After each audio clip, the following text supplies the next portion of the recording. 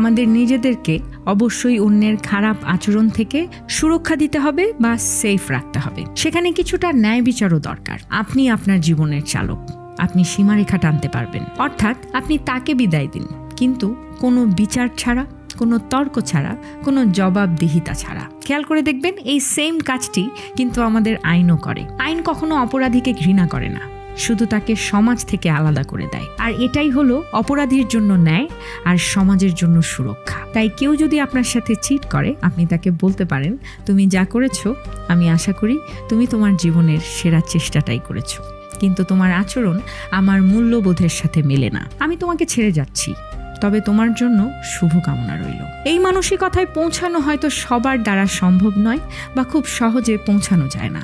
আপনি পুরোপুরি এতে পৌঁছাতে পারবেন না, কিন্তু এই দিকে যতটা এগোতে পারবেন বা এরকম মন মানসিকতা নিয়ে যতটা চলতে পারবেন, ততটাই আপনার জন্য